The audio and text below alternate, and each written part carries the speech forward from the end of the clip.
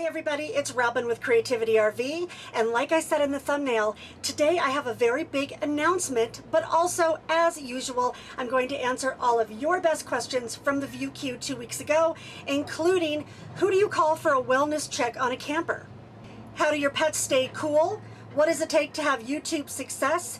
How does your insurance get rated by address? If I wish I had built out my own camper, and more.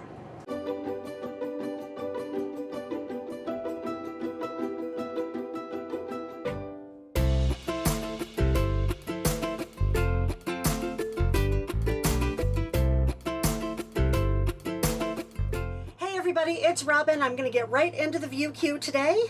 The first question is, Donna P2 says, where's your merch? Waiting to buy a coffee cup or t-shirt with your logo.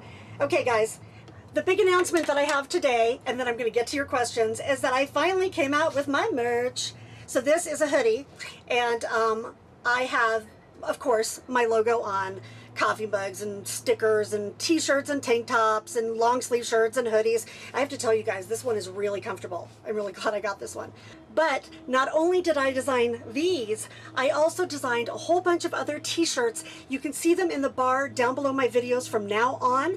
I really wanted to give you guys a bunch of cool t-shirts and merch that were nomad themed. So really quick, I'm going to give you a peek at some of them, but go down below or go to the link to see them all.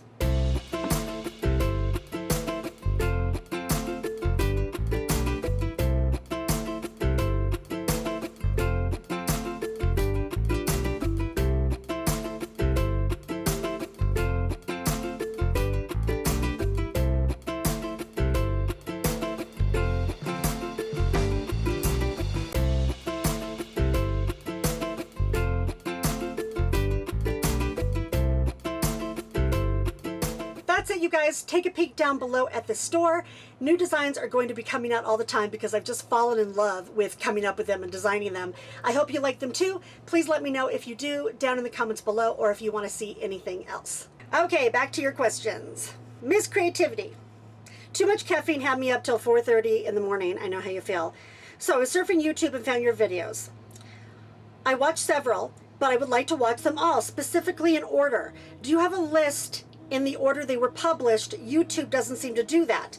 Okay, yeah, it's not very easy to figure out, but if you just hit my icon, my Creativity RV icon, it will take you to my Creativity RV homepage. Then hit videos up in the bar and scroll all the way to the bottom. My very first videos, which, oh my God, you guys, if you go back, how many hairstyles could I have? I'm way different now, way happier. A lot of you comment on how much I've changed since I left corporate America until now. So check those out if you haven't seen them. But the oldest ones are at the bottom, and then just scroll up and they do go in order that way. There's not a date on them, but I started YouTube basically March of last year. So that gives you an idea. Simply ASMR said, have you ever had moments of doubt about your nomad lifestyle? And if so, how did you overcome these doubts? Sending love from Scotland. Well, hey Scotland, that's very cool. So yeah, of course I've had doubts. But you know, it's funny, I have never doubted the choice to go full-time on the road or lead a nomadic life. There are challenges, you know, when you're on the road. Things break down, you need repairs, your campsite doesn't work out, you know, you're on a bumpy road, something breaks, and it can be stressful. But what I found is that those things you can address as real issues and problems, and then when it's over, you're out in nature with your camp chair. And that part I have never regretted. It's not like my old life where there were all these gray issues and, you know, especially in my jobs, stuff that I didn't have control over that, you know, gave me doubt and anxiety. I don't have that with this life. And I'll tell you, I'm not stopping this anytime soon. I don't regret it at all. I absolutely love it. This is a fabulous question. I get this one often. Jill says, Robin, when do you know to call for a wellness check on a fellow camper? I was just camping in the mountains in Colorado, and for 3 days I saw no one around a fifth wheel parked in the same area I was in. I was torn whether or not to call for a wellness check. Then on the 4th day, the owner showed up in a Jeep. It appeared that they parked their RV in the camping spot and only used it on the weekends. Shady. I'm not sure you can do that in the National Forest, can you? No, you're not supposed to. Oops, I think this might be 2 questions. Okay, well, I told you guys before, I've actually had 2 people before knock on my door to do a wellness check because I was working so much and I hadn't been coming outside. And I actually really appreciated that. But, you know, sometimes you don't know who's in there. You don't want to knock on the door. You don't see anybody around. Does somebody need help? The right thing to do is to call if you think somebody might have an emergency. But who do you call? Well, I've gotten this question before about other things too, like what if you see a little fire in the woods? Or, you know, what if you see a crime or something? Do you call the local ranger for the forest or BLM, or do you call 911? So I'll tell you guys, I did a bunch of research on this. I went into several government websites trying to find the answer. I did find this answer on the BLM website. Search and rescue is the responsibility of local counties. In addition, BLM park rangers and law enforcement rangers frequently patrol. Please note, emergency response times will be determined by your location, your ability to contact the county or BLM, and the accessibility of the area. Cell phones provide minimal reception at most, and some areas reception is improved by hiking up to a rim. Okay, so in the past, when I did some fire safety videos, I also interviewed some rangers about the fire question, and they told me if you see a fire or a crime, call 911 because then they route it.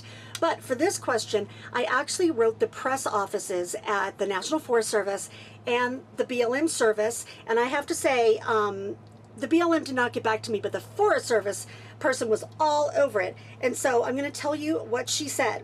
The camper should call 911, local law enforcement, and be prepared to provide information on their location as well as their situation. Then we wrote back a couple more times.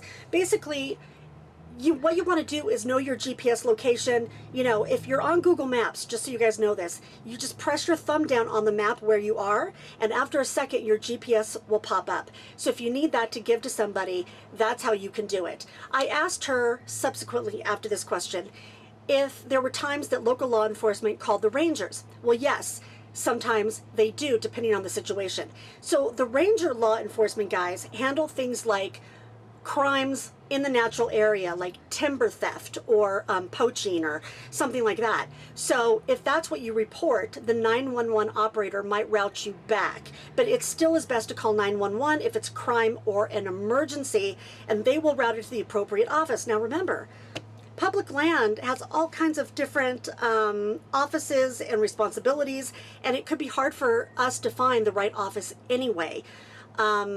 So if it's an emergency or a crime, call 911, they will route it. But for Jill's question here, if you see a camper that is abandoned and you don't think it's an emergency, like you don't think they need a wellness check, but somebody has just like dumped their RV there so they can come back and enjoy it on the weekends, which they're not supposed to do. You know, there's a limit, usually 14 days or 7 days in some areas. You know, you have to look at the rules, but clearly they're not supposed to do that. And if you want to report that, then what you need to do is Google ranger near me, or if you know if you're in BLM land or forest land, BLM office near me, ranger's office near me, and it should come up. You know, in my last video on 10 camping apps, I also turned the websites for BLM and National Forest into a desktop icon that I put in my travel app folder on my phone. If you guys haven't seen that, go back, I'll show you how to do it. I have the BLM and National Forest websites right there on my phone in my travel apps, so I can find the ranger stations if I need them. But I hope that answers that question. Let's take care of each other out there.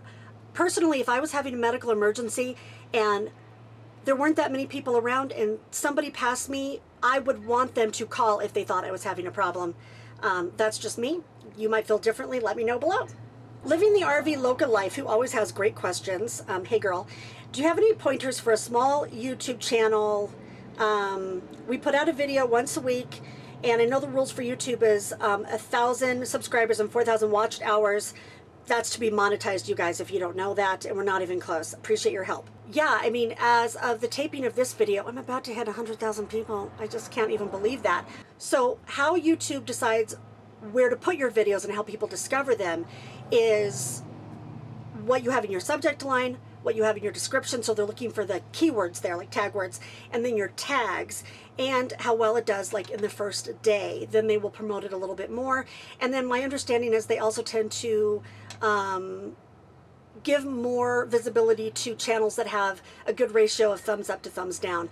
I had 47 subscribers for months and months and months, and you know, I bought equipment and I'd stopped writing some books to do YouTube, and I was very into it. And then I started to think maybe that was a mistake. Well, you know, I did YouTube because Bob Wells from Cheap RV Living asked me to be a guest vlogger after I interviewed him for my blog, and he gave me some really good advice then. And I'll tell you really quick that it did give me a little boost that people could find me on Bob's channel. He put out 2 videos that I did, and the day that he put out the first video, I went from 47 to like 175 or something like that. And then that first month, I think I got up to 800. So if you can get some visibility like you are living the RV logo life, that definitely helps. But I'll tell you, the thing that I think has worked better for me is that when I started YouTube, I decided to make a channel that really gave people information that I wished I had found on other channels when I was researching my nomadic life. And that is always what leads me in my videos. You guys know that I don't do a lot of travel videos. I find that they're fun to watch, and you watch them for people's personality, which is great, but they tend to get, you know, a few views and then people don't go back. I think because I do, you know, more how-to videos, that I've gotten a little bit more traction. You know, I'll tell you, it's not easy. I know a lot of people are out there doing YouTube channels, and it takes a lot of work to put out videos, hours and hours of work. So I wish you all the best of luck, and I hope that helped you. Sorry about the glare in my glasses. My window's open right there. Okay, back to the questions. Okay, Miss Peachy said, "Hi Robin, I love your videos. Thank you. Just following up and wanted to see if you ever got your shaking steering wheel problem fixed yet. If so, what caused it?" Okay, yes. I've got some news about what happened with that and what's happening with some other stuff in here. I'll tell you more about it soon when I know more. But for the steering wheel specifically, you know, I put out a VQ a few weeks ago where I showed you guys at the end that my steering wheel was just going like this. And as soon as I got over 60, it did that. Well, in my research, I found that it could have been that the tires were unbalanced, but I got the tires balanced a couple times, and it didn't stop. So I finally had to go to the Mercedes place that does Mercedes for Tiffin, and they looked at it, and they road force balanced the tires. Now, I didn't know this difference, so I want to tell you guys. I'm going to do a whole video on this soon with more specific information, but when you go to balance your tires, which can cause the shaking wheel, there are 3 types of ways to balance your tires: static, dynamic, and road force. And road force means that they use special equipment that goes one step further to assure that the wheel and tire assembly is as balanced and as good as it can possibly be. And they measure some stuff that the other ones don't. And then they actually took it on the road to make sure that it was correct. They tested it. 0 pounds off balance is ideal. At 5 or 10 pounds, you can start to feel the shake. They told me that 40 pounds is the max. I couldn't find anything that said that, but one of my tires was 35 pounds out of balance. It basically felt like the wheels were going to fly off when I was going down the road, and it was so unbalanced that they actually couldn't balance it on the machine for one of the wheels. They had to take it off the rim and stretch it out. So that was a problem, and also my alignment was off. So I haven't had a lot of experience yet driving it far distances since I've gotten it back, but I wanted to tell you that. And I also learned, according to the manufacturers, tires should be balanced every 3,000 to 6,000 miles, especially if you drive on rocky roads or hit a pothole. So I'm going to be doing that more often. Thanks for the question. I'll go over more of that later. Okay, next question. Brian B said, "Hello, Robin. You recently mentioned drinking water out of your RV tank." He means the fresh tank. "How do you know that your plastic RV water tank does not contain toxic BPA? I called my RV manufacturer and they had no idea." Okay, well, I thought that was a great question. I actually had never thought of this myself. So I went down that rabbit hole and I looked up a ton of different manufacturers of fresh tanks. They're all over the board. And what I found overall is that if your water tank was manufactured over around 2016, don't hold me to it, mostly they're BPA free. So the one in my rig is BPA free. And if you search on Google, you might be able to find out. I found manufacturers that way down deep in their literature, it would say that if they had it. If it didn't say that, I don't think it's BPA free. But this is another reason that I have a Berkey water filter, because you guys have seen my Berkey before. It's, you know, over here. And you can find a link to the little mini one I use if you hit my Amazon gear link below in the links in comments. But a Berkey water filter will take out 99.9% of the BPA like residue. So even if you have a tank that is not BPA free and you use a Berkey, which is a fabulous water filter, they're a little more expensive. I think they're about 300 bucks. At least you can use the water from that tank, I think, pretty confidently. But, you know, decide for yourself. You know, who wants to drink nasty water? Okay, this is a good one. Bear with me. This one's a little bit long, but it's a good story. Judy says, hi, Robin. If you don't have a home base, how do you get RV insurance? Well, first of all, Judy, go into my playlist, and I have, you know, how to RV full-time videos. There's an entire video on RV insurance. Check that out. She said, today I was rear-ended. Sorry, Judy. I was driving my Ford Edge car, not my RV, and of course my insurance got involved. Geico, emergency rooms and all that crap. I hope you're okay. The hitter was at fault, of course, because he rear-ended me. So I called Geico to make a claim, and the Geico rep got all confused about my 2 addresses and sends me an email about the claim. He has used the Eugene, Oregon address where I get my mail, and I explained to him that my RV is physically located in Florence, Oregon. I'm paraphrasing, Judy, forgive me. And in the end, her insurance went up $59. So she said, what a mess. Sometimes I feel like I'm on a different planet. So I get rear-ended. My beautiful Ford Edge is mangled big time. And now it's lost its value and my insurance goes up. Something wrong here. Okay, just because you guys know I have an insurance background and I've had this problem since I went on the road. Here's the deal. When your insurance gets rated, which means how they determine your rate, they do it by zip code. Now, what's good for us is that we can really choose our zip code, right? So you could always shop zip codes and decide which one is the best one for your insurance to be in. But your mailing address is not where they should be rating it.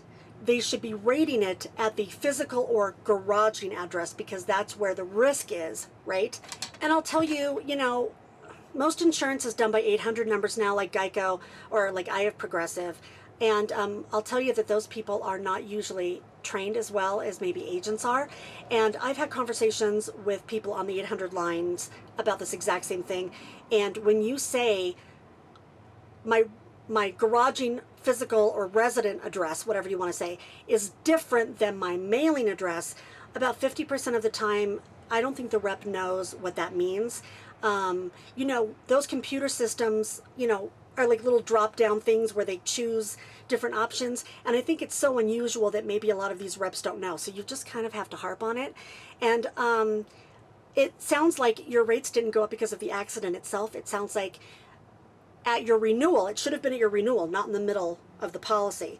But the first renewal after your claim, you probably went into some list of people that needed to have their rate adjusted because they were rating you in the wrong zip code. So I guess the glass half full way to look at this is that you were paying $59 less for a long time when they actually rated you wrong. It's a drag. It seems like an increase because of the accident, but I don't think it was. I hope it helps, and I hope everything's okay with your car and your injuries and everything. That is a total drag. Okay, Sue G, who's been a subscriber forever. Hey, Sue. My question is, where will you put your YouTube 100,000 plaque? Congratulations. I'm so happy for you and so proud of you. So yeah, I just learned this the other day. I guess when you hit 100,000 subscribers, you get a plaque. I don't know where I'm going to put a plaque in here, but yeah, I don't know. It's pretty surreal. By the way, you guys, when I hit 100,000, come back because I've got a special video for that. So fun. Okay, moving on. Java Voice Cafe said, I'm new to your channel. Hello, welcome. So glad I found you. Could you please talk about full timing with a cat, particularly temperature control during extreme hot and cold? Does your cat go outside or strictly inside? And what if you leave your rig unattended? I get this question all the time, you guys. And I know I've promised a cat video, and it's coming after a year and a half. But Big Boy loves it in here. He's never been happier. But I'll tell you the nice thing about RVing is that you can chase 70 degrees. So I'm not in extreme temperatures as much, although I have been in really cold temperatures and really hot temperatures before. But here's the thing. RVs are not like cars. They get hot, but they have more insulation. And so in the winter, it's not really a big deal because, you know, I can set my thermostat to go on at a certain temperature. I like it really cold, but it'll come on, you know, if it gets down to like 57, but that's me because I like it cold. And then, you know, the cat is fine. He likes to burrow under the blankets. He's always on me. He likes to be hot. He likes it hotter. When it is warmer, he will lay up in the dashboard, like you guys have seen pictures of, and just lounge in the sun. He couldn't be happier. But I'll tell you, I care about the heat more than he does. But the way to get ahead of that is to beat the heat. So first thing in the morning, while it's still cool outside, open all your windows, flush cool air into your RV if you haven't done that already, and then put Reflectix up in all the windows and also over any fans that you have in the ceiling, because it will stop the heat from seeping in as much. And then I find that directional fans, like run on maybe USB or a little power station or something like that, makes it a lot cooler than the overhead fans. If I'm going to go out for the day, I don't really leave if the temperature in the RV is going to be mid 80s or higher, but honestly, I never get there. And I don't leave my RV for hours at a time. I just don't. And if I plan to go hiking, I usually do that in the morning anyway because I want to beat the heat. So in the heat of the day, if it's really hot, usually the two of us are just holed up in here inside the Reflectix with the fans going. I did try and take him outside. I got him his own little tent, but he wasn't having it. But I am trying to wean him into the clam, my big giant clam tent, to see if he can stay in there, but I'm still trying to find a way that he can't get out under the edges. So I'll let you know how that goes. That would be cooler for him. But I know this is a big concern for people, but it's not like leaving your dog in a car with the windows rolled up. You can really control your temperature fine in an RV. I hope that helps. By the way, if anybody else has any tips about that has pets in the RV, please do put it down below. As always, let's help each other. Okay, Ruthie Palmer says, "Hi Robin, I know you have mentioned wanting to build out your own rig. Are you ever sorry you didn't start out with a build by you or someone else?" No. I tell you, I dream about building out a rig, and I go back and forth about, you know, what kind of a shell I'm going to put it in.